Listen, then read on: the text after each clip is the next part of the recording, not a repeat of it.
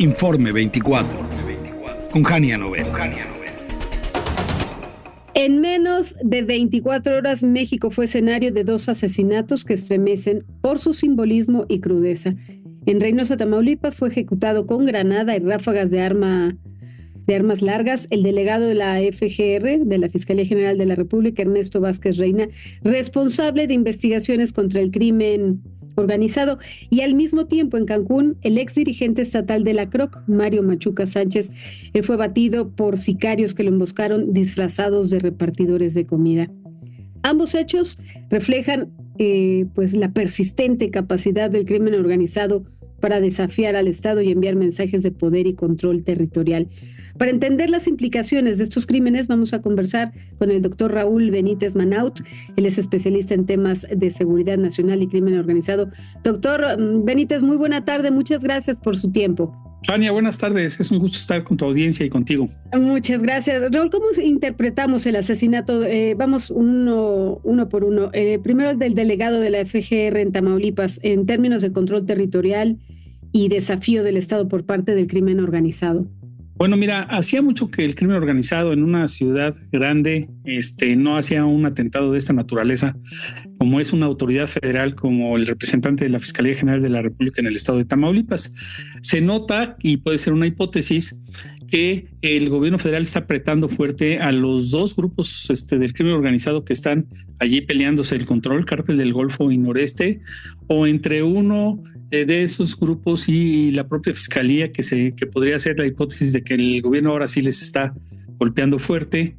Entonces, el tema es que ellos no tienen ningún freno, o sea, lo hacen con total impunidad y ascienden en la escala política en los asesinatos que cometen, ¿no? Y parece que no tienen miedo ni siquiera a una represalia del gobierno, por eso lo hacen. Si tuvieran miedo a una represalia, no harían esos asesinatos. Y en el caso de Cancún, igual, el señor Mario Machuca pues era un líder sindical de una gran cantidad de sindicatos de empresas que hay en Cancún, y también lo mismo. O sea, ya nadie se toca el corazón por gente importante, etcétera, y no tienen miedo a las represalias porque suponen que el Estado no tiene capacidad para hacer las investigaciones, lo que les da impunidad en las dos circunstancias, ¿no? Sí. Primero, el ataque con granada a plena luz del día y sin protección visible para un alto funcionario federal refleja una falla grave, ¿no?, en los protocolos de seguridad, ¿o es parte ya de un patrón establecido, doctor Benítez? Pues mira, parece ser que el señor Ernesto Vázquez iba solo en un auto y que no tenía servicio de apoyo de protección en otro auto, etcétera. Entonces eso ya es una falla de protección de la propia fiscalía, y si este auto estaba blindado, pues no sirvió el blindaje. Entonces se empezó a incendiar el auto, el fiscal intentó salir, una persona intentó ayudarlo a salir, pero también saliendo lo acribillaron. O sea, tuvieron tiempo para tirar la granada, ver el resultado, y si no daba resultado, él salía de la camioneta y lo acribillaron después. Entonces, es una falla de seguridad grande porque no tenía una protección con otros automóviles escoltándolo. Eso por un lado, pero también pues que le seguían los pasos con cuidado, sabían quién era el delegado de la FGR, y es una venganza de algo que lo sabremos, pero seguramente es que el gobierno sí está apretando durísimo a los liderazgos de las organizaciones criminales por cuenta propia o por petición de Estados Unidos, pero en la frontera esto se nota mucho, ¿no? Sí. Digo, no, tampoco podemos echar las campanas al vuelo diciendo que como lo están apretando mucho, pues que maten a los funcionarios, a los delegados, a los representantes, ¿no, doctor Benítez? No, pues el gobierno tiene que darles mayor protección, porque si de veras están haciendo una guerra intensa contra ellos, sí, pues tienen que ir más protegidos los delegados de las distintas corporaciones del gobierno mexicano, incluso los militares, tienen que cuidarse más de un posible ataque y represalia de las organizaciones afectadas, ¿no? Uh-huh. Ambos asesinatos ocurren en 2 zonas claves para el crimen organizado: Reynosa, con fuerte presencia de cárteles, y Cancún, infiltrado por economías ilícitas. ¿Qué lectura geopolítica hace usted de estos hechos? Pues que el crimen organizado es muy poderoso, que en ambos lugares, recordemos que el aeropuerto de Cancún es el segundo en importancia de México, pero de ese aeropuerto hay mucho tráfico de personas, de drogas hacia Europa, por ejemplo, de cocaína que viene de Colombia, se cambia de avión o se embarca allí y sale para Europa. Hay tráfico de mujeres, etcétera, ¿no? Y hay muchas organizaciones del crimen organizado europeo en Cancún. Entonces, alguno de ellos, si algo le debían o algo pasó con un líder sindical, porque no es una autoridad del sistema de seguridad mexicano, es un líder sindical. Y pudo haber sido también alguna pelea entre pues grandes mafiosos que están traficando ahí con cosas en la ciudad de Cancún, ¿no? Uh-huh. ¿Estamos ante un nuevo ciclo de violencia dirigido contra ellos, contra figuras del poder, judiciales, sindicales o políticos locales?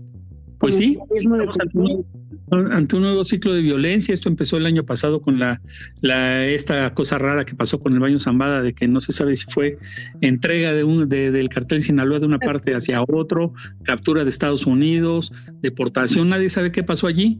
El gobierno de México le echa la culpa al de Estados Unidos, pero ahí se desató una violencia terrible en el noroeste del país, y ahora en el noreste, pues en la parte de Tamaulipas, en la parte de frontera con Texas, y luego en Cancún. Pero lo delicado del tema es la impunidad con que actúan y el hecho de que sienten que nadie les va a hacer nada y por eso lo hacen, ¿no? Claro, sí. Y en este contexto, ¿qué acciones urgentes deberían tomarse desde el gobierno federal para contener la violencia focalizada y evidentemente sin caer en respuestas meramente reactivas? Pues mira, que el gobierno tiene la obligación de hacer investigaciones profundas y muy serias, o sea, inteligencia, trabajo de inteligencia, bien hecho, que debe llegar a la parte preventiva para evitar que sucedan estos acontecimientos y no solo a la parte reactiva, o sea, investigar solo lo que sucede después, que son hechos trágicos. Pero el gobierno mexicano necesita hacer mucha inteligencia de cómo están los grupos criminales penetrando estructuras mexicanas. Alguien le dijo a los criminales de Reynosa, Tamaulipas, que el fiscal iba a pasar por esa calle. Y también, evidentemente, el señor Machuca pues tuvo un seguimiento y lo asesinaron pues con 5 impactos de bala con gran impunidad. Entonces, ellos, los criminales, hacen inteligencia, siguen a las personas, etcétera, y pues no hay respuesta del gobierno rápida. Esperemos que en este caso sí se hagan las investigaciones pertinentes, ¿no? Uh-huh. Los líderes sindicales son personajes políticos muy importantes en todas las ciudades del país, y no se diga los representantes de la fiscalía. Claro, como sociedad observamos, a veces estamos en el fuego cruzado o como daño colateral en medio de las balaceras y de los ataques entre los criminales, y ahora, bueno, igual como testigos de asesinatos a funcionarios, servidores públicos o líderes sindicales. Como sociedad, ¿qué podemos esperar, doctor Benítez? ¿Nos quedamos pues esperando? ¿Qué hacemos? La gente se cuida mucho, la gente está aterrorizada. En los dos lugares debe haber habido muchos testigos que vieron esto y asustándose.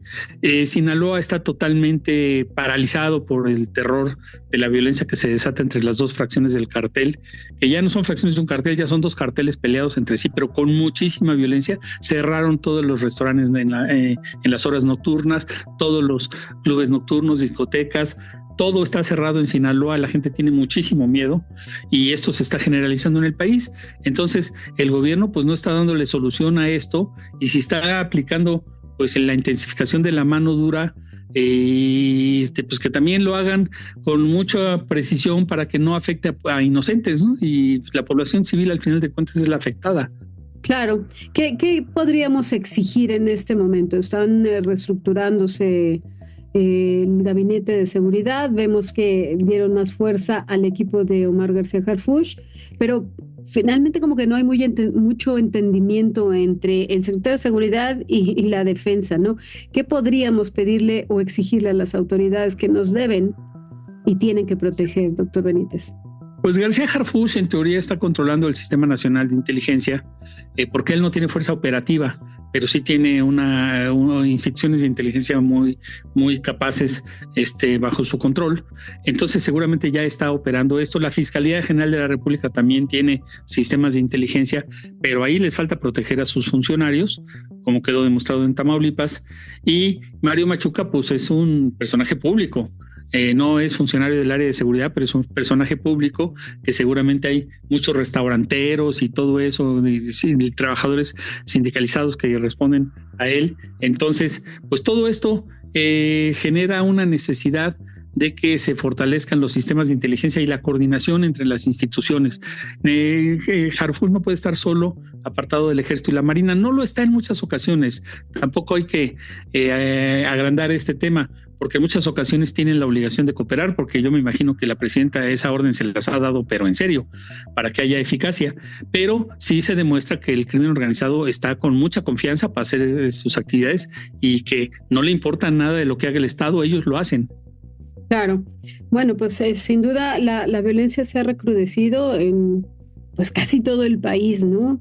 Son estados en donde, como justamente lo analizas tú, doctor Benítez, que por la impunidad se sienten poderosos. Ya escuchábamos, no me acuerdo en qué estado, una subdelegada y además de poco rango diciendo, pues me cuesta 2,000 pesos el levantón. Ya a ese nivel de cinismo hemos llegado, ¿cierto? Sí. Bueno, aquí hay que también señalar que entre muchos funcionarios gubernamentales hay mucha corrupción y deshonestidad, y luego hay venganzas entre ellos que se alían con un cartel y dicen, pues despáchame a este otro, este es el que se está investigando, etcétera. Y eso el gobierno tiene que tenerlo en cuenta, y se sabe eso. Yo no tengo ningún dato en concreto. Yo no puedo decir un funcionario de la Fiscalía en Tamaulipas está infiltrado por el crimen organizado, pero es de suponer también, ¿no? Es una hipótesis a considerar.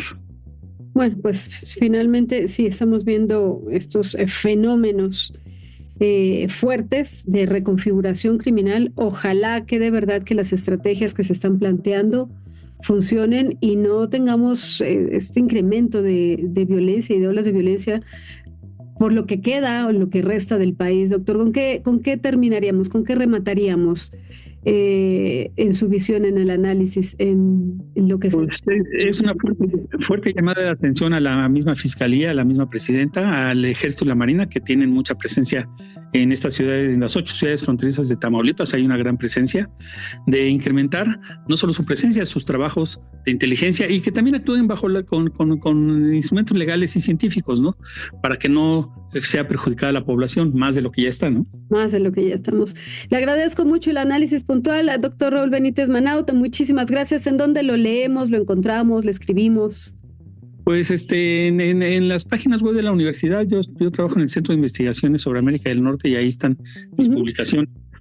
Muy bien, perfecto. Muchísimas gracias. De nueva cuenta es el doctor Raúl Benítez Manaut, especialista en estos temas de seguridad nacional y crimen organizado. Muchas gracias y un abrazo. Buena tarde. Un abrazo, Jania. Buenas tardes. Buenas tardes. Vamos a hacer una pausa y seguimos aquí en Informe 24. No se vayan. Volvemos.